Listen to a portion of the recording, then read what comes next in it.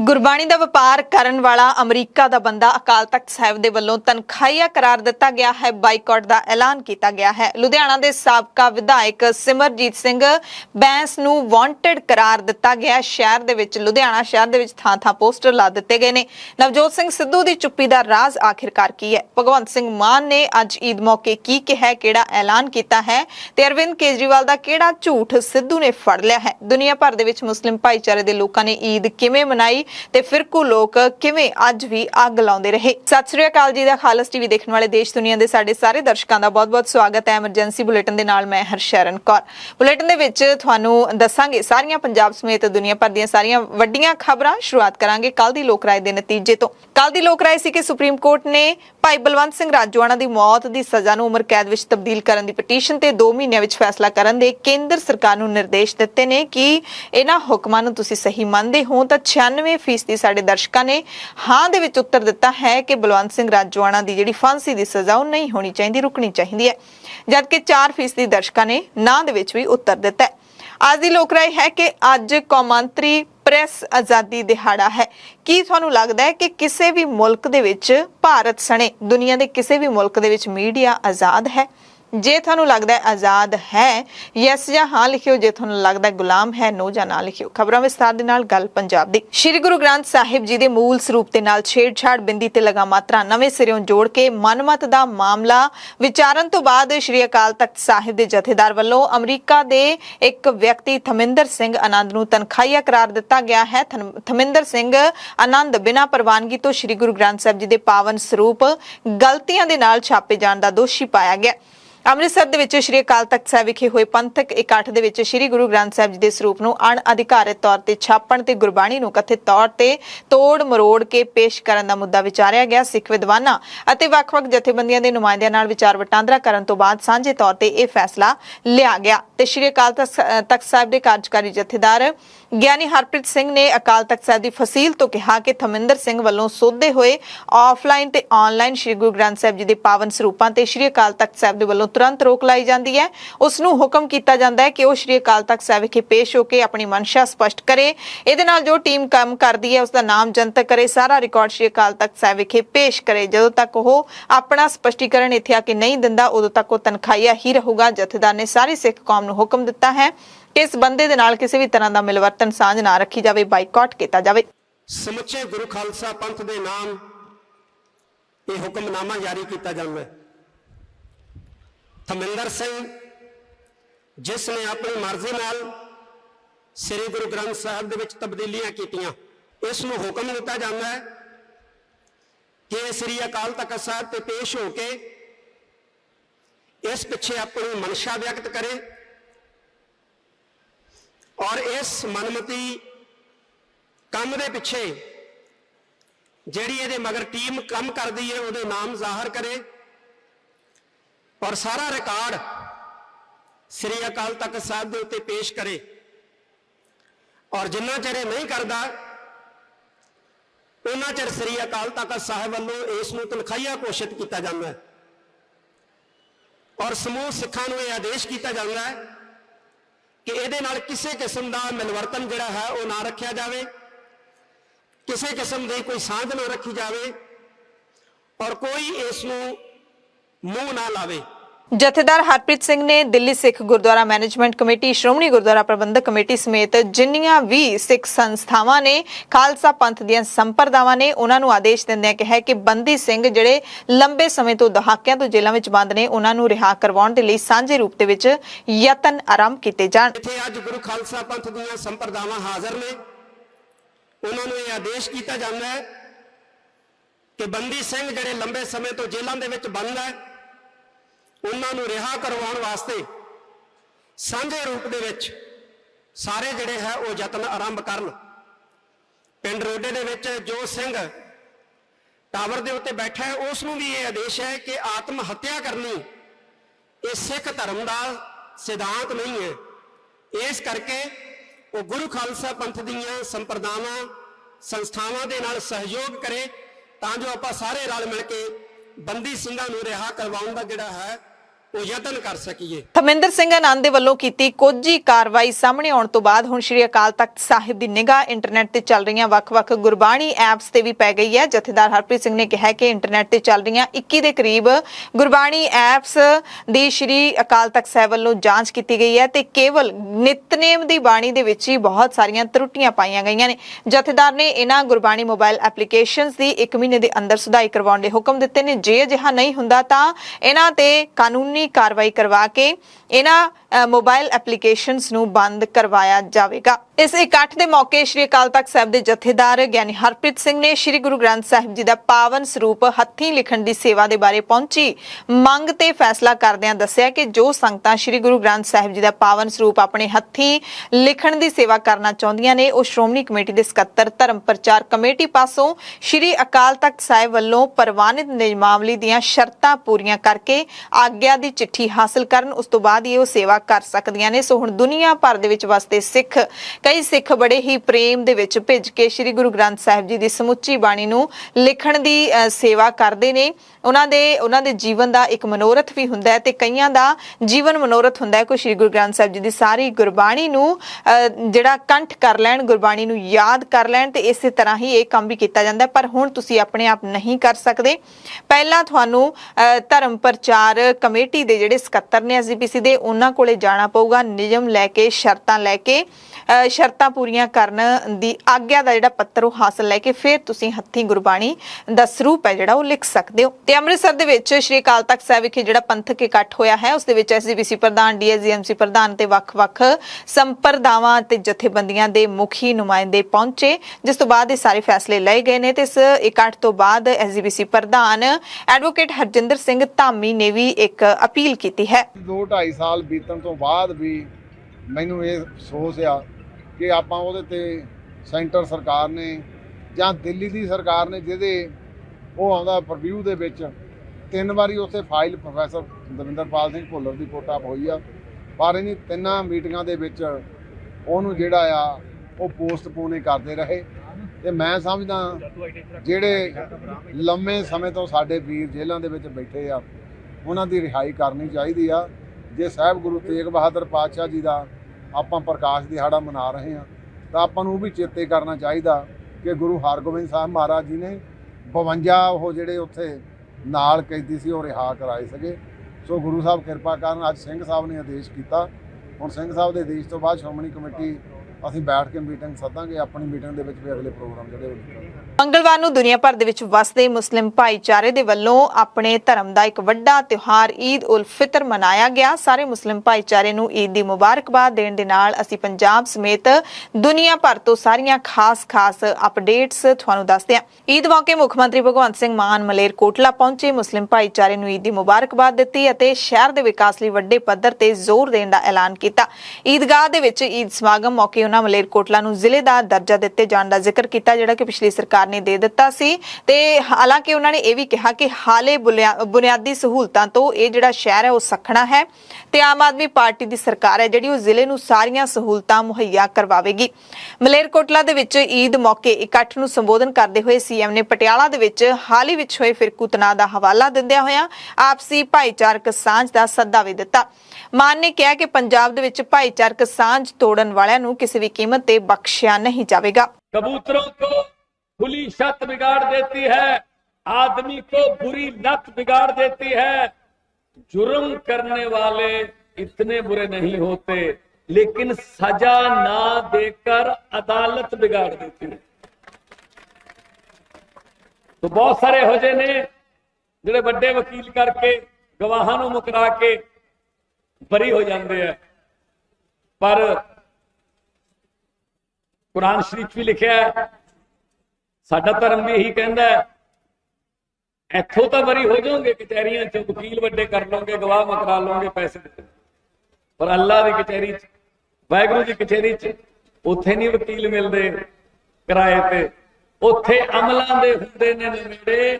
ਕਿਸੇ ਨਹੀਂ ਤੇਰੀ ਯਾਦ ਹੋ ਸਕੇ।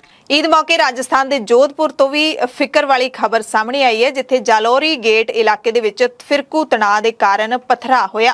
ਇਸ ਘਟਨਾ ਦੇ ਵਿੱਚ ਮੰਗਲਵਾਰ ਤੜਕੇ ਘੱਟੋ-ਘੱਟ 5 ਪੁਲਿਸ ਮੁਲਾਜ਼ਮ ਵੀ ਜ਼ਖਮੀ ਹੋ ਗਏ। ਪੁਲਿਸ ਨੇ ਮੁੱਖ ਮੰਤਰੀ ਅਸ਼ੋਕ ਗਹਿਲੋਤ ਦੇ ਗ੍ਰਹਿ ਸ਼ਹਿਰ ਦੇ ਵਿੱਚ ਈਦ ਤੋਂ ਕੁਝ ਘੰਟੇ ਪਹਿਲਾਂ ਹਾਲਾਤਾਂ ਨੂੰ ਕਾਬੂ ਕਰਨ ਦੇ ਲਈ ਅਥਰੂ ਗੈਸ ਦੇ ਗੋਲੇ ਵੀ ਛੱਡੇ। ਇਸ ਦੌਰਾਨ ਸਥਿਤੀ ਤਣਾਅਪੂਰਨ ਰਹਿਣ ਕਾਰਨ ਜੋਧਪੁਰ ਸ਼ਹਿਰ ਦੇ 10 ਥਾਣਾ ਖੇਤਰਾਂ ਦੇ ਵਿੱਚ ਕਰਫਿਊ ਲਾ ਦਿੱਤਾ ਗਿਆ। ਮੁੱਖ ਮੰਤਰੀ ਨੇ ਲੋਕਾਂ ਨੂੰ ਸ਼ਾਂਤੀ ਬਣਾਏ ਰੱਖਣ ਦੀ ਅਪੀਲ ਕੀਤੀ। ਪੁਲਿਸ ਨੇ ਦੱਸਿਆ ਕਿ ਈਦ ਦੇ ਸੰਬੰਧ ਵਿੱਚ ਧਾਰਮਿਕ ਝੰਡਾ ਲਹਿਰਾਉਣ ਕਾਰਨ ਦੋਵੇਂ ਧਿਰਾਂ ਇੱਕ ਦੂਸਰੇ ਦੇ ਨਾਲ ਟਕਰਾ ਗਈਆਂ। ਸਥਿਤੀ ਨੂੰ ਕਾਬੂ ਕਰਨ ਦੇ ਲਈ ਇਲਾਕੇ ਵਿੱਚ ਭਾਰੀ ਪੁਲਿਸ ਬਲ ਵੀ ਤਾਇਨਾਤ ਕੀਤਾ ਗਿਆ। ਜਦਕਿ ਦੂਸਰੇ ਪਾਸੇ ਪਿਛਲੇ ਦਿਨੀ ਦਿੱਲੀ ਦੇ ਜਹਾਂਗੀਰਪੁਰੀ ਇਲਾਕੇ ਦੇ ਵਿੱਚ ਜਦੋਂ ਹਨੂਮਾਨ ਜਯੰਤੀ ਦੇ ਮੌਕੇ ਦੋ ਧਿਰਾਂ ਦੇ ਵਿੱਚ ਟਕਰਾਅ ਹੋ ਗਿਆ ਸੀ, ਉੱਥੇ ਹੀ ਈਦ ਮੌਕੇ ਹਿੰਦੂ ਤੇ ਮੁਸਲਮਾਨਾਂ ਨੇ ਰਲ ਕੇ ਈਦ ਮਨਾਈ। ਹਿੰਦੂ ਤੇ ਮੁਸਲਿਮ ਭਾਈਚਾਰੇ ਦੇ ਲੋਕਾਂ ਨੇ ਜਹਾਂਗੀਰਪੁਰੀ ਦੇ ਕੁਸ਼ਲ ਚੌਕ ਵਿੱਚ ਮਿਲ ਕੇ ਈਦ ਦਾ ਤਿਉਹਾਰ ਮਿਠਾਈਆਂ ਵੰਡ ਕੇ ਤੇ ਗਲਵਕੜੀਆਂ ਪਾ ਕੇ ਮਨਾਇਆ ਤੇ ਪਿਛਲੇ ਮਹੀਨੇ ਫਿਰਕੂ ਹਿੰਸਾ ਦੇ ਗਵਾਹ ਬਣੇ ਇਲਾਕੇ ਵਿੱਚ ਸ਼ਾਂਤੀ ਤੇ ਸਦਭਾਵਨਾ ਦਾ ਸੁਨੇਹਾ ਦਿੱਤਾ। ਸਥਾਨਕ ਲੋਕਾਂ ਨੇ ਉੱਥੇ ਤਾਇਨਾਤ ਸੁਰੱਖਿਆ ਕਰਮਚਾਰੀਆਂ ਨੂੰ ਮਿਠਾਈਆਂ ਵੀ ਖਵਾਈਆਂ। ਇਸੇ ਤਰ੍ਹਾਂ ਭਾਰਤ ਪਾਕਿਸਤਾਨ ਦੀ ਅਟਾਰੀ ਵਾਘਾ ਸਰਹੱਦ ਤੇ ਦੋਵਾਂ ਮੁਲਕਾਂ ਦੀਆਂ ਸਰਹੱਦੀ ਸੁਰੱਖਿਆ ਫੋਰਸਾਂ BSF ਤੇ ਪਾਕਿਸਤਾਨੀ ਰੇਂਜਰਸ ਦੇ ਵਿਚਾਲੇ ਮਿਠਾਈਆਂ ਦਾ ਆਦਾਨ ਪ੍ਰਦਾਨ ਹੋਇਆ ਅਤੇ ਮੁਬਾਰਕਬਾਦ ਦਿੱਤੀ ਗਈ। ਇਸ ਮੌਕੇ ਸੀਮਾ ਸੁਰੱਖਿਆ ਬਲ ਦੇ ਕਮਾਂਡੈਂਟ ਜਸਬੀਰ ਸਿੰਘ ਨੇ ਕਿਹਾ ਕਿ ਈਦ ਮੁਬਾਰਕ ਦੇ ਮੌਕੇ ਰਵਾਇਤ ਦੋਵਾਂ ਮੁਲਕਾਂ ਦੇ ਵਿਚਾਲੇ ਸਰਹੱਦ ਦੀ ਖੁਸ਼ਹਾਲੀ ਅਤੇ ਸ਼ਾਂਤੀ ਦੇ ਲਈ ਸਹਾਇਕ ਸਿੱਧ ਹੋਵੇਗੀ। ਪੱਛਮੀ ਬੰਗਾਲ ਦੀ ਮੁੱਖ ਮੰਤਰੀ ਮਮਤਾ ਬੈਨਰਜੀ ਨੇ ਈਦ ਸਮਾਗਮ ਦੇ ਵਿੱਚ ਕਿਹਾ ਕਿ ਭਾਰਤ ਵਿੱਚ ਫਿਰਕੂ ਤੌਰ ਤੇ ਵੰਡੀਆਂ ਪਾਉਣ ਦੀ ਰਾਜਨੀਤੀ ਠੀਕ ਨਹੀਂ ਹੈ। ਈਦ ਦੀ ਨਮਾਜ਼ ਵਿੱਚ ਸ਼ਾਮਲ ਹੋਈ ਮਮਤਾ ਨੇ ਲੋਕਾਂ ਨੂੰ ਅਪੀਲ ਕੀਤੀ ਕਿ ਉਹ ਬਿਲਕੁਲ ਵੀ ਡਰਨ ਨਾ ਅਤੇ ਬਿਹਤਰ ਭਵਿੱਖ ਦੇ ਲਈ ਇਕੱਠੇ ਹੋ ਕੇ ਰਹਿਣ। ਅਮਰੀਕਾ ਦੇ ਰਾਸ਼ਟਰਪਤੀ ਜੋ ਬਾਈਡਨ ਨੇ ਵੀ ਮੁਸਲਿਮ ਭਾਈਚਾਰੇ ਨੂੰ ਈਦ ਉਲ ਫਿਤਰ ਦੀਆਂ ਮੁਬਾਰਕਾਂ ਦਿੱਤੀਆਂ ਅਤੇ ਕਿਹਾ ਕਿ ਦੁਨੀਆ ਭਰ ਦੇ ਵਿੱਚ ਮੁਸਲਮਾਨ ਹਿੰਸਾ ਦਾ ਸ਼ਿਕਾਰ ਹੋ ਰਹੇ ਨੇ, ਜਦਕਿ ਮੁਸਲਿਮ ਭਾਈਚਾਰਾ ਅਮਰੀਕਾ ਦੇ ਵਿੱਚ ਵੀ ਆਰਥਿਕਤਾ ਨੂੰ ਦਿਨ-ਬ-ਦਿਨ ਮਜ਼ਬੂਤ ਕਰਦਾ ਹੈ। ਹਾਲਾਂਕਿ ਕਹਿੰਦੇ ਮੁਸਲਿਮ ਸਮਾਜ ਆ ਜਿਹੜਾ ਅਸਲ ਚੁਣੌਤੀਆਂ ਤੇ ਖਤਰਿਆਂ ਦਾ ਸਾਹਮਣਾ ਵੀ ਕਰ ਰਿਹਾ ਹੈ। ਬਾਈਡਨ ਨੇ ਕਿਹਾ ਕਿ ਉਹਨਾਂ ਨੇ ਪਹਿਲੀ ਵਾਰੀ ਇੱਕ ਮੁਸਲਮਾਨ ਨੂੰ ਅੰਤਰਰਾਸ਼ਟਰੀ ਧਾਰਮਿਕ ਆਜ਼ਾਦੀ ਦੇ ਇੰਚਾਰਜ ਦੇ ਅਹੁਦੇ ਦੇ ਉੱਤੇ ਨਿਯੁਕਤ ਕੀਤਾ ਤੇ ਇਹ ਅਮਰੀਕਾ ਦੇ ਵਿੱਚ ਪਹਿਲੀ ਵਾਰੀ ਹੋਇਆ। ਪੰਜਾਬ ਦੇ ਵਿੱਚ ਸਿੱਖਿਆ ਦੇ ਖੇਤਰ ਵਿੱਚ ਸੁਧਾਰ ਲਿਆਉਣ ਲਈ ਮੁੱਖ ਮੰਤਰੀ ਭਗਵੰਤ ਸਿੰਘ ਮਾਨ ਨੇ ਹੁਣ ਸਕੂਲ ਪ੍ਰਿੰਸੀਪਲਾਂ ਅਤੇ ਮੁੱਖ ਅਧਿਆਪਕਾਂ ਦੇ ਨਾਲ 7 ਮਈ ਨੂੰ ਬੈਠਕ ਸੱਦ ਲਈ ਹੈ। ਇਸ ਬਾਰੇ DGSE ਪੰਜਾਬ ਨੇ ਪੱਤਰ ਜਾਰੀ ਕਰਦਿਆਂ ਸਾਰੇ ਅਧਿਕਾਰੀਆਂ ਤੇ ਕਰਮਚਾਰੀਆਂ ਨੂੰ ਛੁੱਟੀ ਨਾ ਲੈਣ ਦੇ ਹੁਕਮ ਵੀ ਦਿੱਤੇ ਨੇ। ਜੇ ਕੋਈ ਅਧਿਕਾਰੀ ਛੁੱਟੀ ਲੈਣਾ ਚਾਹੁੰਦਾ ਹੈ ਤਾਂ ਉਸ ਦੀ ਪ੍ਰਵਾਨਗੀ ਮੁੱਖ ਸਕੱਤਰ ਸਕੂਲੀ ਸਿੱਖਿਆ ਤੋਂ ਲੈਣੀ ਪਵੇਗੀ। 7 ਮਈ ਨੂੰ ਪੰਜਾਬ ਸਰਕਾਰ ਸੂਬੇ ਦੇ ਸਿੱਖਿਆ ਖੇਤਰ ਦੇ ਵਿੱਚ ਦਿੱਲੀ ਮਾਡਲ ਲਾਗੂ ਕਰਨਾ ਚਾਹੁੰਦੀ ਹੈ। ਪਿਛਲੇ ਦਿਨੀ ਪੰਜਾਬ ਦੇ ਮੁੱਖ ਮੰਤਰੀ ਨੇ ਖੁਦ ਇਸ ਦਾ ਐਲਾਨ ਕੀਤਾ ਹੈ। ਇਸ ਲਈ ਮੀਟਿੰਗ ਦੇ ਵਿੱਚ ਪ੍ਰਿੰਸੀਪਲ ਤੇ ਮੁੱਖ ਅਧਿਆਪਕਾਂ ਨੂੰ ਨਵੇਂ ਹੁਕਮ ਵੀ ਕੋਈ ਜਾਰੀ ਕੀਤੇ ਜਾ ਸਕਦੇ ਨੇ ਤੇ ਇਸ ਮੀਟਿੰਗ ਦੇ ਵਿੱਚ ਸਾਰੇ ਪੰਜਾਬ ਦੇ ਸਾਰੇ ਸਕੂਲ ਪ੍ਰਿੰਸੀਪਲਾਂ ਤੇ ਮੁੱਖ ਅਧਿਆਪਕਾਂ ਨੂੰ ਸੱਦਿਆ ਗਿਆ ਹੈ। ਕਾਂਗਰਸ ਲੀਡਰ ਨਵਜੋਤ ਸਿੰਘ ਸਿੱਧੂ ਦੇ ਖਿਲਾਫ ਪੰਜਾਬ ਕਾਂਗਰਸ ਦੇ ਇੰਚਾਰਜ ਹਰੀਸ਼ ਚੌਧਰੀ ਦੇ ਵੱਲੋਂ ਜੋ Sonia Gandhi party high command ਨੂੰ ਚਿੱਠੀ ਲਿਖੀ ਗਈ ਹੈ, ਉਸ ਚਿੱਠੀ ਤੇ ਨਵਜੋਤ ਸਿੰਘ ਸਿੱਧੂ ਦੀ ਚੁੱਪੀ ਬਰਕਰਾਰ ਹੈ। ਅੰਮ੍ਰਿਤਸਰ ਦੇ ਜਹਾਜ਼ਗੜ੍ਹ ਦੇ ਵਿੱਚ ਪੱਤਰਕਾਰਾਂ ਦੇ ਨਾਲ ਗੱਲਬਾਤ ਕਰਦੇ ਹੋਏ ਨਵਜੋਤ ਸਿੰਘ ਸਿੱਧੂ ਨੇ ਆਪਣੇ ਖਿਲਾਫ ਹੋਈ ਸ਼ਿਕਾਇਤ ਤੇ ਕੋਈ ਟਿੱਪਣੀ ਨਹੀਂ ਕੀਤੀ। ਜਦੋਂ ਪੱਤਰਕਾਰ ਵਾਰੀ-ਵਾਰੀ ਸਵਾਲ ਪੁੱਛਦੇ ਰਹੇ ਤਾਂ ਨਵਜੋਤ ਸਿੰਘ ਸਿੱਧੂ ਇਹ ਕਹਿ ਕੇ ਚਲੇ ਗਏ ਕਿ ਅੱਜ ਲਈ ਬਸ ਇੰਨਾ ਹੀ ਕਾਫੀ ਹੈ। ਮੇਰੀ ਗੱਲ ਸੁਣੋ ਸਰ, ਨੋਟਿਸ ਜਾਰੀ ਕਰੀ ਜਾ ਰਹੇ ਆ ਹਾਈ ਕਮਾਂਡ ਤੁਹਾਨੂੰ। ਭਾਈ ਮੇਰੀ ਗੱਲ ਨੂੰ ਸੁਣੋ, ਭਾਈ ਗੱਲ ਸੁਣੋ। ਇਸੇ ਕਰਕੇ ਤੁਸੀਂ ਸੱਚ ਦੀ ਆਵਾਜ਼ ਬੁਲੰਦ ਕਰਦੇ ਹੋ, ਇਸ ਕਰਕੇ ਕਰ ਰਹੇ ਆ। ਗੱਲ ਸੁਣ, ਜਿਹੜੇ ਵਿੱਚ ਕਹਿ ਰਹੇ ਜੀ ਰਾਜਾ ਵੜਿੰਗ ਦੀ ਰਿਕਮੈਂਡੇਸ਼ਨ ਹੈ ਤੇ ਰਾਜਾ ਵੜਿੰਗ ਕਹਿ ਰਹੇ ਹੈ ਹੀ ਨਹੀਂ ਮੇਰੀ ਰਿਕਮੈਂਡੇਸ਼ਨ। ਗੱਲ ਸੁਣ, ਤੁਹਾਨੂੰ ਕੋ ਟਾਰਗੇਟ ਕੀਤਾ ਜਾਂਦਾ ਹਮੇਸ਼ਾ। ਗੱਲ ਸੁਣ ਜੀ, ਅੱਜ ਕੇ ਲਈ ਇਤਨਾ ਕਾਫੀ। ਲੋ ਸਾਹਿਬ ਨਾ ਕਰੋ, ਜਵਾਬ ਦਿਓ। ਸਿੱਧੂ ਨੇ ਪੰਜਾਬ ਦੇ ਵਿੱਚ ਰੇਤੇ ਦੀਆਂ ਵਧੀਆਂ ਕੀਮਤਾਂ ਤੇ ਪੰਜਾਬ ਦੀ ਕਾਨੂੰਨ ਵਿਵਸਥਾ ਤੇ ਸਵਾਲ ਚੁੱਕੇ। 2 ਮਹੀਨੇ ਪਹਿਲਾਂ ਕਾਂਗਰਸ ਸਰਕਾਰ ਵੇਲੇ ਰੇਤੇ ਦਾ ਰੇਟ ਕਹਿੰਦੇ 900 ਰੁਪਏ ਸੈਂਕੜਾ ਸੀ, ਯਾਨੀ ਕਿ ਇੱਕ ਟਰਾਲੀ ਵਿੱਚ 4 ਸੈਂਕੜੇ ਹੁੰਦੇ ਨੇ ਤੇ ਇੱਕ ਟਰਾਲੀ 3600 ਰੁਪਏ ਦੀ ਮਿਲ ਜਾਂਦੀ ਸੀ। ਪਰ ਹੁਣ ਆਮ ਆਦਮੀ ਪਾਰਟੀ ਦੀ ਸਰਕਾਰ ਦੇ ਵੇਲੇ, ਬਦਲਾਅ ਵਾਲੀ ਸਰਕਾਰ ਦੇ ਵੇਲੇ ਇੱਕ ਟਰਾਲੀ ਦੇ ਵਿੱਚ ਜਿਹੜਾ ਸੈਂਕੜਾ ਹੁੰਦਾ ਹੈ 2200 ਰੁਪਏ ਦਾ ਹੋ ਗਿਆ। 900 ਦੀ ਬਜਾਏ 2200 ਰੁਪਏ ਦਾ ਹੋ ਗਿਆ ਤੇ ਇੱਕ ਟਰਾਲੀ ਹੁਣ 8800 ਦੀ ਪੈ ਰਹੀ ਹੈ, 3600 ਦੀ ਬਜਾਏ। ਇਹ ਦਾਅਵਾ ਉਹਨਾਂ ਨੇ ਕੀਤਾ ਹੈ।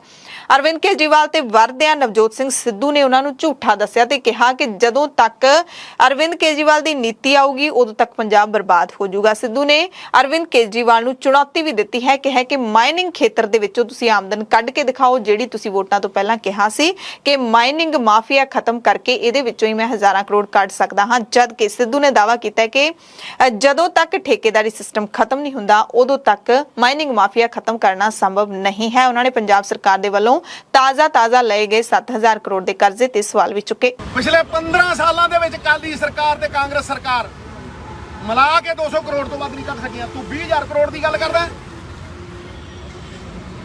ਤੇ ਜਦੋਂ ਨੂੰ ਤੇਰੀ ਪਾਲਿਸੀ ਆਣੀ ਹੈ ਉਦੋਂ ਨੂੰ ਪੰਜਾਬ ਬਰਬਾਦ ਕਰ ਦੇਗਾ ਤੂੰ। मिट गया जब मिटने वाला फिर पयाम आया तो क्या, दिल की बर्बादी के बाद उनका सलाम आया तो क्या।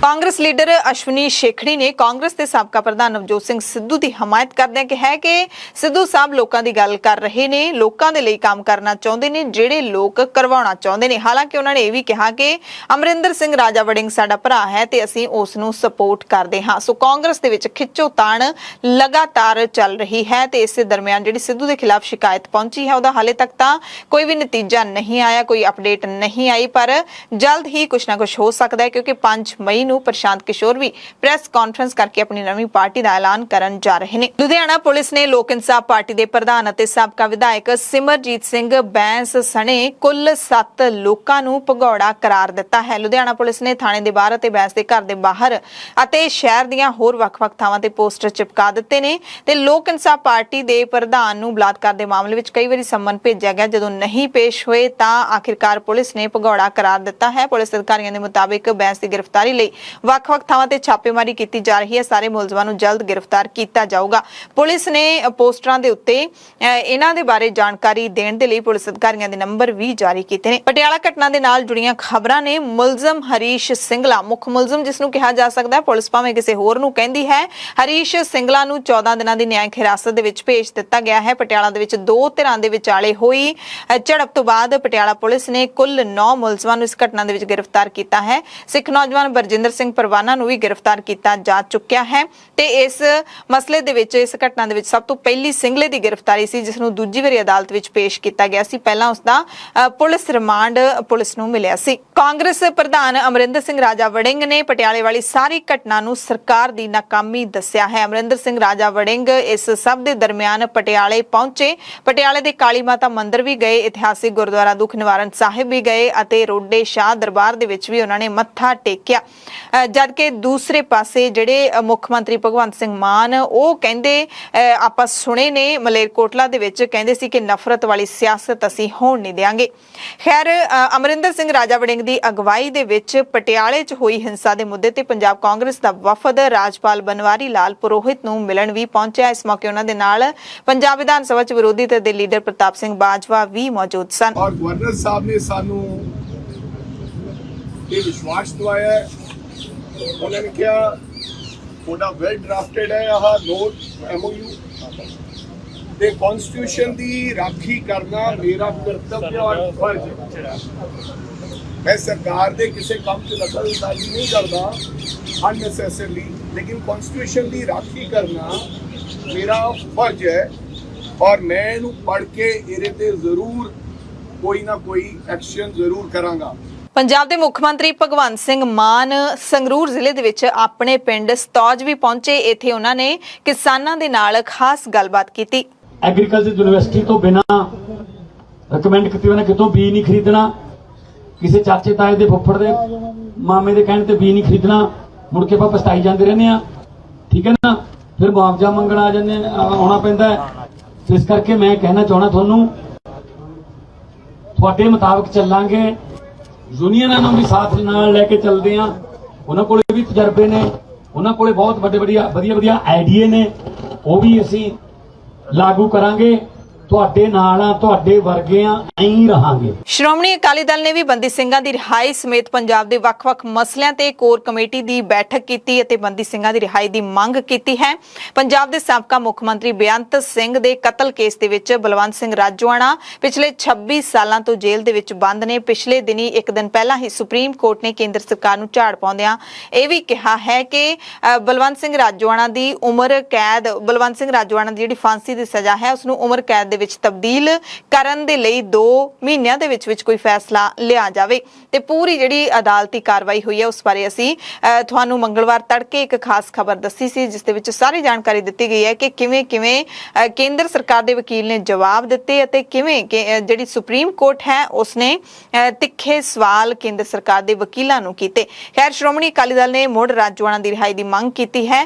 ਹਰਸਿਮਰਤ ਕੌਰ ਬਾਦਲ ਜੋ ਕਿ ਲੋਕ ਸਭਾ ਮੈਂਬਰ ਨੇ, ਉਹਨਾਂ ਨੇ ਕੇਂਦਰ ਸਰਕਾਰ ਤੇ ਨਿਸ਼ਾਨਾ ਨਿਸ਼ਾਨਾ ਸਾਧਦਿਆਂ ਟਵੀਟ ਕੀਤਾ ਕਿ ਕੇਂਦਰ ਸਰਕਾਰ ਨੇ 4 ਸਾਲ ਬਾਅਦ ਵੀ ਬੰਦੀ ਸਿੰਘਾਂ ਦੀ ਰਿਹਾਈ ਨੂੰ ਲੈ ਕੇ ਆਪਣਾ ਵਾਅਦਾ ਪੂਰਾ ਨਹੀਂ ਕੀਤਾ।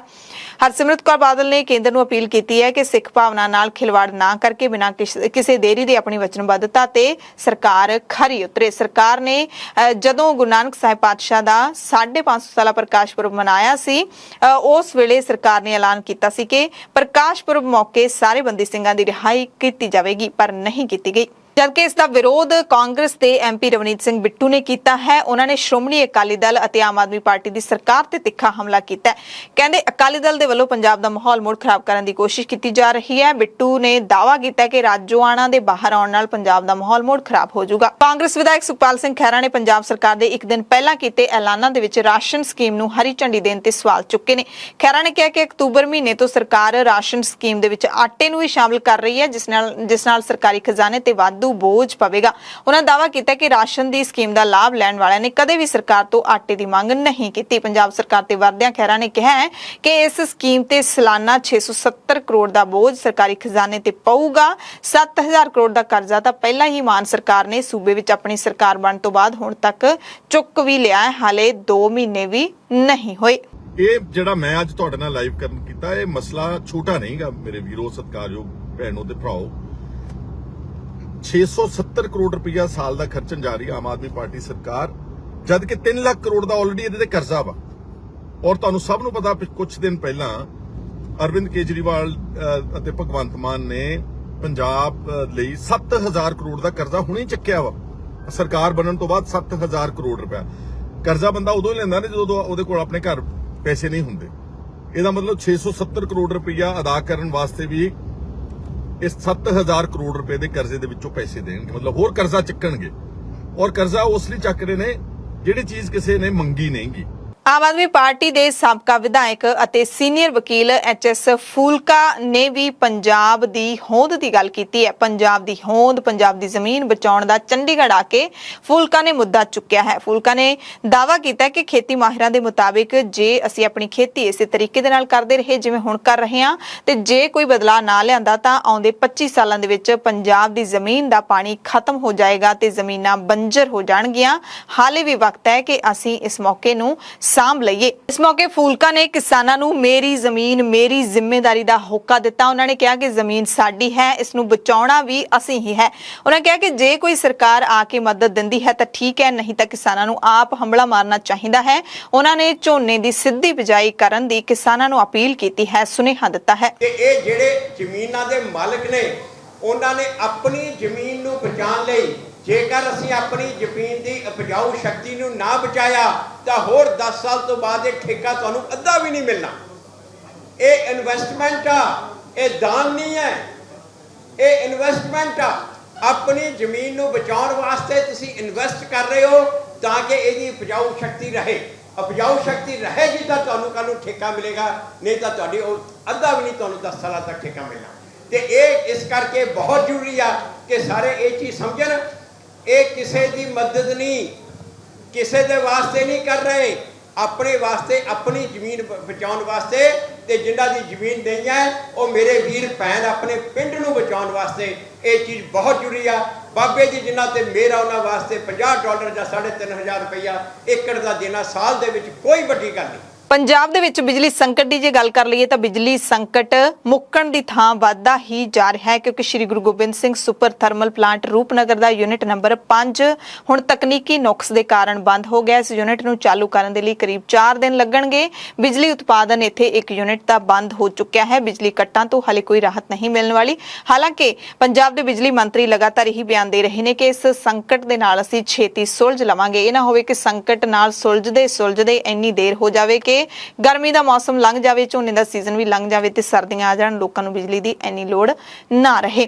ਤੇ ਪੰਜਾਬ ਦੇ ਵਿੱਚ ਬਿਜਲੀ ਦੇ ਸੰਕਟ ਨੂੰ ਲੈ ਕੇ ਪੰਜਾਬ ਭਾਜਪਾ ਦੇ ਵੱਲੋਂ ਆਮ ਆਦਮੀ ਪਾਰਟੀ ਦੀ ਅਗਵਾਈ ਵਾਲੀ ਪੰਜਾਬ ਸਰਕਾਰ ਦੇ ਖਿਲਾਫ 5 ਮਈ ਨੂੰ ਪੂਰੇ ਪੰਜਾਬ ਦੇ ਵਿੱਚ ਪ੍ਰਦਰਸ਼ਨ ਕੀਤੇ ਜਾਣਗੇ। ਇਸ ਦੀ ਜਾਣਕਾਰੀ ਪੰਜਾਬ ਭਾਜਪਾ ਦੇ ਜਨਰਲ ਸਕੱਤਰ ਸੁਭਾਸ਼ ਸ਼ਰਮਾ ਨੇ ਦਿੱਤੀ ਹੈ। ਉਹਨਾਂ ਦੱਸਿਆ ਕਿ ਆਮ ਆਦਮੀ ਪਾਰਟੀ ਨੇ ਤਾਜ਼ਾ ਜਿਹੜਾ ਐਲਾਨ ਕੀਤਾ ਹੈ ਕਿ ਜੇ 600 ਯੂਨਿਟ ਤੋਂ ਵੱਧ ਬਿਜਲੀ ਯੂਨਿਟ ਆਉਂਦੇ ਨੇ ਤਾਂ ਉਪਭੋਗਤਾ ਨੂੰ ਪੂਰਾ ਬਿੱਲ ਤਾਰਨਾ ਪਊਗਾ, ਜੋ ਕਿ ਪੰਜਾਬ ਦੇ ਦੇ ਲੋਕਾਂ ਨਾਲ ਵਾਅਦਾ ਖਿਲਾਫੀ ਹੈ ਤੇ ਇਸ ਵਾਅਦਾ ਖਿਲਾਫੀ ਦੇ ਖਿਲਾਫ ਹੀ ਅਸੀਂ 5 ਮਈ ਨੂੰ ਪ੍ਰਦਰਸ਼ਨ ਕਰਾਂਗੇ। ਫ੍ਰੀ ਬਿਜਲੀ ਤੇ ਲਾਈ ਸ਼ਰਤ ਦਾ ਵਿਰੋਧ ਕਰਾਂਗੇ। 24 ਘੰਟੇ ਬਿਜਲੀ ਦੇਣ ਦਾ ਵਾਅਦਾ ਕੀਤਾ ਸੀ ਪਰ ਇੰਨੇ ਲੰਬੇ ਕੱਟ ਲੱਗ ਰਹੇ ਨੇ, ਇਸ ਕਰਕੇ ਅਸੀਂ ਸੜਕਾਂ ਤੇ ਉਤਰਾਂਗੇ। ਸੋ ਪੂਰੇ ਭਾਰਤ ਦੇ ਵਿੱਚ ਜਿੱਥੇ ਗਰਮੀ ਦਾ ਸੰਕਟ ਲਗਾਤਾਰ ਬਣਿਆ ਹੋਇਆ, ਲੋਕਾਂ ਦੇ ਵਿੱਚ ਤਰਾਹੀ ਮੱਚੀ ਹੋਈ ਹੈ, ਇਸੇ ਦਰਮਿਆਨ ਏਸੀ ਕੰਪਨੀਆਂ ਦੇ ਕਲੇਜੇ ਜ਼ਰੂਰ ਠਰ ਰਹੇ ਨੇ ਕਿਉਂਕਿ ਅਪ੍ਰੈਲ ਮਹੀਨੇ ਦੇ ਵਿੱਚ 17,50,000 ਏਸੀ ਵਿਕੇ ਨੇ, ਯਾਨੀ ਕਿ 17.5 ਲੱਖ ਏਸੀ ਵਿਕੇ ਨੇ ਤੇ ਇਸ ਸਾਲ 90 ਲੱਖ ਯੂਨਿਟ ਹੈ ਜਿਹੜੀ ਉਹ ਵਿਕਣ ਦੀ ਆਸ ਹੈ। ਗਰਮੀ ਦੀ ਸ਼ੁਰੂਆਤ ਦੇ ਨਾਲ ਹੀ ਘਰੇਲੂ ਵਰਤੋਂ ਵਾਲੇ 에ਅਰ ਕੰਡੀਸ਼ਨਰਾਂ ਦੀ ਵਿਕਰੀ ਦੇ ਵਿੱਚ ਭਾਰੀ ਵਾਧਾ ਹੋਇਆ ਹੈ। ਪੂਰੇ ਭਾਰਤ ਦੇ ਵਿੱਚ ਏਸੀ ਕੰਪਨੀਆਂ ਨੂੰ ਉਮੀਦ ਹੈ ਕਿ ਇਸ ਸਾਲ ਉਹਨਾਂ ਦੀ ਜਿਹੜੀ ਵਿਕਰੀ ਹੈ ਰਿਕਾਰਡ 90 ਲੱਖ ਯੂਨਿਟਾਂ ਤੱਕ ਪਹੁੰਚੇਗੀ, ਜਿਹੜੀ ਕਿ ਅੱਜ ਤੱਕ ਕਦੇ ਨਹੀਂ ਪਹੁੰਚੀ। ਪੰਜਾਬ ਦੇ ਵਿੱਚ ਅਮਨ ਕਾਨੂੰਨ ਦੇ ਹਾਲਾਤਾਂ ਦੀ ਜੇ ਗੱਲ ਕਰ ਲਈਏ ਤਾਂ ਰੋਜ਼ਾਨਾ ਪੰਜਾਬ ਦੇ ਵਿੱਚ ਕਦੇ ਕਿਤੇ ਗੜਬੜ ਹੋ ਜਾਂਦੀ ਹੈ। ਪਟਿਆਲੇ ਵਾਲੀ ਘਟਨਾ ਇਸ ਦੀ ਮਿਸਾਲ ਹੈ। ਕਦੇ ਕਿਤੇ ਕਤਲ ਹੋ ਜਾਂਦਾ ਹੈ, ਕਦੇ ਕਿਤੇ ਕੋਈ ਹੋਰ ਹਾਦਸਾ ਵਾਪਰ ਜਾਂਦਾ ਹੈ ਤੇ ਹੁਣ ਥਾਣਾ ਜੰਡਿਆਲਾ ਗੁਰੂ ਅਧੀਨ ਪਿੰਡ ਨੰਗਲ ਦਿਆਲ ਤੋਂ ਖਬਰ ਆਈ ਹੈ ਜਿੱਥੇ ਮੰਗਲਵਾਰ ਸਵੇਰੇ ਕਰੀਬ 6:30 ਵਜੇ ਇੱਕ ਨੌਜਵਾਨ ਦਾ ਤੇਜ਼ਧਾਰ ਹਥਿਆਰਾਂ ਦੇ ਨਾਲ ਕਤਲ ਕਰ ਦਿੱਤਾ ਗਿਆ। ਮ੍ਰਿਤਕ ਦੀ ਪਛਾਣ ਧਰਮਿੰਦਰ ਸਿੰਘ ਪੁੱਤਰ ਲਖਵਿੰਦਰ ਸਿੰਘ ਲੱਖਾ ਵਜੋਂ ਹੋਈ ਹੈ। ਕਤਲ ਦਾ ਕਾਰਨ ਮ੍ਰਿਤਕ ਦਾ ਉਸੇ ਪਿੰਡ ਦੀ ਔਰਤ ਜੋ ਆਪਣੇ ਪਤੀ ਨੂੰ ਛੱਡ ਕੇ ਇਹਦੇ ਨਾਲ ਰਹਿ ਰਹੀ ਸੀ ਮੰਨਿਆ ਜਾ ਰਿਹਾ ਹੈ। ਇਸੇ ਕਾਰਨ ਦੋਹਾਂ ਪਰਿਵਾਰਾਂ ਦੇ ਵਿੱਚ ਆਪਸੀ ਅਣਬਣ ਵੱਧਦੀ ਗਈ ਤੇ ਕਈ ਵਾਰੀ ਝਗੜੇ ਵੀ ਹੋਏ ਤੇ ਇੱਕ ਦਿਨ ਪਹਿਲਾਂ ਵਾਲੀ ਰਾਤ ਨੂੰ ਇੰਨਾ ਕੁ ਝਗੜਾ ਹੋਇਆ ਕਿ ਜਦੋਂ ਦੂਸਰੇ ਦਿਨ ਤੜਕੇ ਮੰਗਲਵਾਰ ਤੜਕੇ ਧਰਮਜੀਤ ਸੈਰ ਕਰ ਰਿਹਾ ਸੀ ਤਾਂ ਪਿੰਡ ਦੇ ਹੀ ਕੁਝ ਲੋਕਾਂ ਨੇ ਉਸ ਦੇ ਉੱਤੇ ਹਮਲਾ ਕਰ ਦਿੱਤਾ ਤੇ ਉਸ ਦੀ ਮੌਕੇ ਤੇ ਹੀ ਮੌਤ ਹੋ ਗਈ। ਪੁਲਿਸ ਨੇ 3 ਔਰਤਾਂ ਸਮੇਤ 9 ਜਣਿਆਂ ਨੂੰ ਹਿਰਾਸਤ ਦੇ ਵਿੱਚ ਲਿਆ ਹੈ। ਲਾਸ਼ ਪੋਸਟਮਾਰਟਮ ਦੇ ਲਈ ਅੰਮ੍ਰਿਤਸਰ ਭੇਜ ਦਿੱਤੀ ਗਈ ਤੇ 5 ਮਈ ਨੂੰ ਪੂਰੇ ਪੰਜਾਬ ਦੇ ਵਿੱਚ ਕਿਸਾਨਾਂ ਦੇ ਵੱਲੋਂ ਵੀ ਰੋਸ ਮੁਜ਼ਾਹਰੇ ਕੀਤੇ ਜਾਣਗੇ। ਕਿਸਾਨਾਂ ਦਾ ਮੁੱਦਾ ਇਹ ਹੈ ਕਿ ਜੋ ਪੰਜਾਬ ਸਰਕਾਰ ਦੇ ਅਧਿਕਾਰ ਦੇ ਵਿੱਚ ਆਉਂਦੇ ਨੇ ਕੰਮ ਉਹ ਤਾਂ ਪੂਰੇ ਕੀਤੇ ਜਾਣ, ਉਹ ਮੰਗਾਂ ਤਾਂ ਕਿਸਾਨਾਂ ਦੀਆਂ ਪੂਰੀਆਂ ਕੀਤੀਆਂ ਜਾਣ, ਕਿਉਂ ਨਹੀਂ ਕੀਤੀਆਂ ਜਾ ਰਹੀਆਂ? ਇਸ ਸਵਾਲ ਪੁੱਛਣ ਦੇ ਲਈ ਕਿਸਾਨਾਂ ਦੇ ਵੱਲੋਂ ਪੂਰੇ ਪੰਜਾਬ ਦੇ ਵਿੱਚ ਡੀਸੀ ਦਫ਼ਤਰਾਂ ਨੂੰ ਘੇਰਿਆ ਜਾਵੇਗਾ। ਰੋਸ ਪ੍ਰਦਰਸ਼ਨ ਦੀਆਂ ਤਿਆਰੀਆਂ ਦੇ ਲਈ ਕਿਸਾਨ ਮਜ਼ਦੂਰ ਸੰਘਰਸ਼ ਕਮੇਟੀ ਦੇ ਵੱਲੋਂ ਬਾਬਾ ਬੁੱਢਾ ਜੀ ਜ਼ੋਨ 'ਚ ਪੈਂਦੇ ਪਿੰਡ ਅਲਕੜੇ ਦੇ ਵਿੱਚ ਕਿਸਾਨਾਂ ਦੇ ਨਾਲ ਬੈਠਕ ਕੀਤੀ ਗਈ। ਸੂਬਾ ਜਨਰਲ ਸਕੱਤਰ ਸਰਵਣ ਸਿੰਘ ਪੰਧੇਰ ਨੇ ਹੋਰ ਜਾਣਕਾਰੀ ਦੱਸੀ ਹੈ ਕਿ ਕਿਹੜੀਆਂ ਮੰਗਾਂ ਪੰਜਾਬ ਸਰਕਾਰ ਦੇ ਕੋਲ ਲਟਕਦੀਆਂ ਉਹਨਾਂ ਦੀਆਂ ਪਈਆਂ ਨੇ। ਬੁਲੇਟਿਨ ਦੇ ਵਿੱਚ ਇੱਕ ਹੋਰ ਪੰਥਕ ਖਬਰ ਤੁਹਾਨੂੰ ਦੱਸ ਦਿੰਦੇ ਹਾਂ। ਪੰਜਾਬ ਅਤੇ ਦਿੱਲੀ ਦੀ ਸਿਆਸਤ ਦੇ ਵਿੱਚ ਹੁਣ ਕਾਫੀ ਵੱਡਾ ਪਾੜ ਪੈ ਚੁੱਕਿਆ। ਇਸੇ ਕਰਕੇ ਦਿੱਲੀ ਸਿੱਖ ਗੁਰਦੁਆਰਾ ਮੈਨੇਜਮੈਂਟ ਕਮੇਟੀ ਦੇ ਪ੍ਰਧਾਨ ਜਿਹੜੇ ਕਿ ਅਕਾਲ ਤਖਤ ਸਾਹਿਬ ਵਿਖੇ ਹੋਏ ਇਕੱਠ ਵਿੱਚ ਸ਼ਾਮਿਲ ਹੋਣ ਦੇ ਲਈ ਆਏ ਸੀ, ਉਹਨਾਂ ਨੇ ਵੱਖਰੇ ਤੌਰ ਤੇ ਇੱਕ ਪ੍ਰੈਸ ਕਾਨਫਰੰਸ ਕੀਤੀ। ਇਸ ਪ੍ਰੈਸ ਕਾਨਫਰੰਸ ਦੇ ਵਿੱਚ ਜਿਹੜੀ ਪੰਜਾਬ ਦੇ ਵਿੱਚ ਕੀਤੀ ਗਈ ਹੈ ਉਸ ਵਿੱਚ ਉਹਨਾਂ ਨੇ ਸ਼੍ਰੋਮਣੀ ਗੁਰਦੁਆਰਾ ਪ੍ਰਬੰਧਕ ਕਮੇਟੀ ਅਤੇ ਅਕਾਲੀ ਦਲ ਦੇ ਉੱਤੇ ਹੀ ਸਵਾਲ ਚੁੱਕੇ ਨੇ। ਇਤਿਹਾਸਿਕ ਗੁਰਦੁਆਰਾ ਰਕਾਬਗੰਜ ਦਿੱਲੀ ਦੇ ਵਿੱਚ ਜੋ ਸ਼੍ਰੋਮਣੀ ਅਕਾਲੀ ਦਲ ਦਾ ਦਫ਼ਤਰ ਸੀ ਉਸ ਦੇ ਉੱਤੇ ਉਹਨਾਂ ਨੇ ਸ਼੍ਰੋਮਣੀ ਅਕਾਲੀ ਦਲ ਦੇ ਉੱਤੇ ਕਬਜ਼ਾ ਕਰਨ ਦਾ ਇਲਜ਼ਾਮ ਲਾਇਆ ਗਿਆ ਹੈ। ਉਹਨਾਂ ਨੇ ਕਿਹਾ ਕਿ ਕਬਜ਼ਾ ਕਰਨ ਦੇ ਮਨੋਰਥ ਦੇ ਨਾਲ ਸ਼੍ਰੋਮਣੀ ਅਕਾਲੀ ਦਲ ਅਤੇ ਐਸਜੀਪੀਸੀ ਮਿਲ ਕੇ ਉੱਥੇ ਅਖੰਡ ਪਾਠ ਸਾਹਿਬ ਕਰਵਾ ਰਹੀਆਂ ਨੇ ਬੰਦੀ ਸਿੰਘਾਂ ਦੀ ਰਿਹਾਈ ਦੇ ਨਾਮ ਦੇ ਹੇਠ। ਕਾਲਕਾ ਨੇ ਵੱਡਾ ਇਲਜ਼ਾਮ ਲਾਉਂਦਿਆਂ ਹੋਇਆ ਸ਼੍ਰੋਮਣੀ ਅਕਾਲੀ ਦਲ ਦੇ ਇਸ ਕਦਮ ਨੂੰ ਬੇਅਦਬੀ ਤੱਕ ਕਹਿ ਦਿੱਤਾ ਹੈ ਕਿ ਇਹ ਜਿਹੜਾ ਅਖੰਡ ਪਾਠ ਸਾਹਿਬ ਰਖਵਾਇਆ ਗਿਆ ਹੈ, ਗੁਰਦੁਆਰਾ ਸਾਹਿਬ ਦੇ ਵਿੱਚ ਅਖੰਡ ਪਾਠ ਨਾ ਰਖਵਾ ਕੇ ਦਫ਼ਤਰ ਦੇ ਵਿੱਚ ਅਖੰਡ ਪਾਠ ਸਾਹਿਬ ਰਖਵਾਉਣਾ ਸ੍ਰੀ ਗੁਰੂ ਗ੍ਰੰਥ ਸਾਹਿਬ ਜੀ ਦੀਆਂ ਅੱਜ ਤੱਕ ਹੋਈਆਂ ਬੇਅਦਬੀਆਂ ਦੇ ਬਰਾਬਰ ਹੈ। ਇਸ ਤਰੀਕੇ ਦੇ ਨਾਲ ਗੁਰੂ ਗ੍ਰੰਥ ਸਾਹਿਬ ਮਹਾਰਾਜ ਜੀ ਦੀ ਉੱਥੇ ਬੇਅਦਬੀ ਕੀਤੀ ਜਾ ਰਹੀ ਹੈ। ਇੱਕ ਬਹੁਤ ਵੱਡਾ ਸੰਜੀਦਾ ਇਸ਼ੂ ਹੈ ਜਿਹੜੀ ਦਿੱਲੀ ਦੀ ਪ੍ਰੈਸ ਨੇ ਕਾਫੀ ਕਵਰ ਕੀਤਾ। ਦਿੱਲੀ ਦੇ ਲੋਕਾਂ ਨੇ ਉਹਦੇ ਉੱਤੇ ਬੜਾ ਸੰਗਿਆਨ ਲਿਆ ਕਿ ਲਗਾਤਾਰ ਇੱਕ ਆਫਿਸ ਨੂੰ ਕਬਜ਼ਾ ਕਰਨ ਵਾਸਤੇ ਉੱਥੇ ਅਖੰਡ ਪਾਠ ਸਾਹਿਬ ਸ਼ੁਰੂ ਕਰਤੇ ਜਾਂਦੇ ਆ।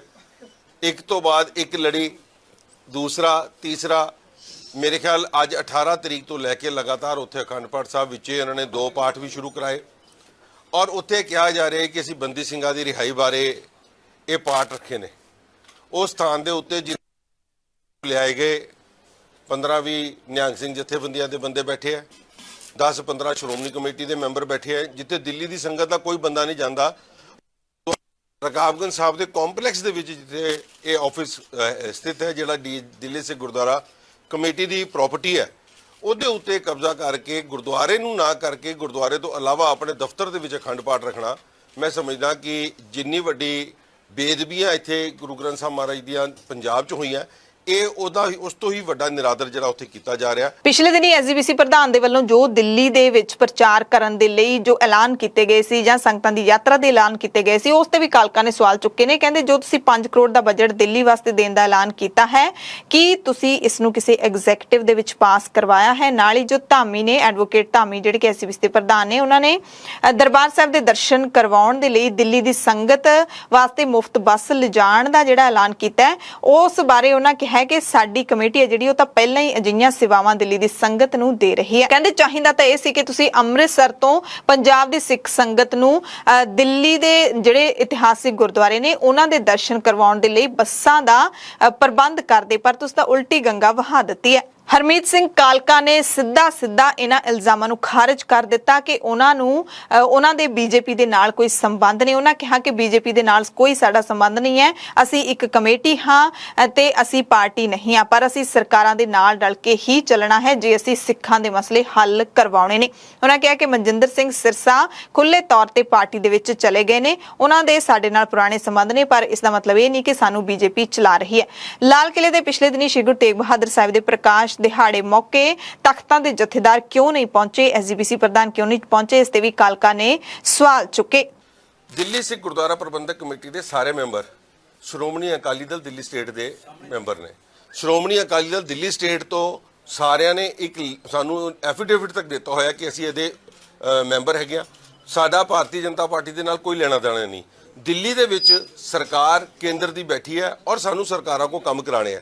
400 ਸਾਲਾ ਸਰਕਾਰ ਨੇ ਹੁਣੇ ਬਣਾਉਣ ਦੀ ਗੱਲ ਕੀਤੀ, ਗੁਰੂ ਤੇਗ ਬਹਾਦਰ ਸਾਹਿਬ ਮਹਾਰਾਜ ਜੀ ਦਾ ਪ੍ਰਕਾਸ਼ ਪੁਰਬ, ਉਹਨਾਂ ਨੇ ਸਾਡਾ ਸਹਿਯੋਗ ਮੰਗਿਆ, ਅਸੀਂ ਦਿੱਤਾ। ਕਾਲਕਾ ਨੂੰ ਇੱਕ ਬੜਾ ਅਹਿਮ ਸਵਾਲ ਇਸ ਮੌਕੇ ਪੁੱਛਿਆ ਗਿਆ ਕਿ ਲਾਲ ਕਿਲੇ ਤੇ ਹੋਏ ਸਮਾਗਮ ਦੇ ਵਿੱਚ ਮਰਿਆਦਾ ਦੀ ਉਲੰਘਣਾ ਹੋਈ ਹੈ। ਜਦੋਂ ਆਰਤੀ ਨਹੀਂ ਕੀਤੀ ਗਈ, ਰਹਿਰਾਸ ਸਾਹਿਬ ਦੇ ਪਾਠ ਤੋਂ ਬਾਅਦ ਆਰਤੀ ਨਹੀਂ ਕੀਤੀ ਗਈ, ਇਹ ਮਰਿਆਦਾ ਦੀ ਉਲੰਘਣਾ ਨਹੀਂ ਹੈ। ਤਾਂ ਉਹਨਾਂ ਨੇ ਇਸ ਦਾ ਜਵਾਬ ਦਿੰਦੇ ਹੋਏ ਕਿਹਾ ਕਿ ਮਰਿਆਦਾ ਗੁਰੂ ਘਰ ਦੇ ਵਿੱਚ ਹੁੰਦੀ ਹੈ, ਕਿਸੇ ਮੈਦਾਨ ਦੇ ਵਿੱਚ ਨਹੀਂ ਹੁੰਦੀ। ਜੇ ਮਰਿਆਦਾ ਹੈ ਤਾਂ ਅਸੀਂ ਸੰਬੰਧਿਤ ਭਾਈ ਸਾਹਿਬ ਨਾਲ ਗੱਲ ਕਰਾਂਗੇ। ਬਠਿੰਡਾ ਤੋਂ ਲੋਕਾਂ ਦੀ ਸਿਹਤ ਨਾਲ ਖਿਲਵਾੜ ਕਰਦੀ ਇੱਕ ਖਬਰ ਸਾਹਮਣੇ ਆਈ ਹੈ, ਜਿੱਥੋਂ ਦੇ ਹਸਪਤਾਲ ਦੇ ਵਿੱਚ ਮਿਆਦ ਪੁੱਗੀਆਂ ਦਵਾਈਆਂ ਦਿਖੀਆਂ ਨੇ। ਬਰਨਿੰਗ ਵਿਭਾਗ ਦੇ ਨੇੜੇ ਆਕਸੀਜਨ ਪਲਾਂਟ ਦੇ ਵਿੱਚ ਮਿਆਦ ਪੁੱਗੀਆਂ ਦਵਾਈਆਂ ਸੁੱਟੀਆਂ ਗਈਆਂ ਨੇ। ਇਹਨਾਂ ਵਿੱਚ ਕਿੱਟਾਂ ਸਮੇਤ ਹੋਰ ਵੀ ਬਹੁਤ ਸਾਰੀ ਦਵਾਈ ਖਿਲਰੀ ਹੋਈ ਹੈ। ਲੋਕਾਂ ਦਾ ਕਹਿਣਾ ਹੈ ਕਿ ਖੁੱਲੇ ਵਿੱਚ ਸੁੱਟੀ ਗਈ ਦਵਾਈ ਨੂੰ ਨਸ਼ਟ ਕਰਨਾ ਚਾਹੀਦਾ ਹੈ, ਨਹੀਂ ਤਾਂ ਕੋਈ ਵੀ ਇਹਨਾਂ ਦੀ ਵਰਤੋਂ ਕਰ ਸਕਦਾ ਹੈ। ਇਸ ਸੰਬੰਧੀ ਸਿਵਲ ਹਸਪਤਾਲ ਦੇ ਐਸਐਮਓ ਮਨਿੰਦਰ ਸਿੰਘ ਦਾ ਕਹਿਣਾ ਹੈ ਕਿ ਉਹਨਾਂ ਦੇ ਧਿਆਨ ਵਿੱਚ ਮਾਮਲਾ ਨਹੀਂ ਹੈ, ਪਰ ਹੁਣ ਇਸ ਦਵਾਈ ਨੂੰ ਉਹ ਨਸ਼ਟ ਕਰਵਾ ਦੇਣਗੇ। ਪੰਜਾਬ ਦੀ ਆਮ ਆਦਮੀ ਪਾਰਟੀ ਦੀ ਸਰਕਾਰ ਨੇ ਪੰਜਾਬ ਦੀ ਸਾਬਕਾ ਮੁੱਖ ਮੰਤਰੀ ਰਜਿੰਦਰ ਕੌਰ ਭੱਠਲ ਨੂੰ ਵੀ ਸਰਕਾਰੀ ਕੋਠੀ ਖਾਲੀ ਕਰਨ ਦਾ ਨੋਟਿਸ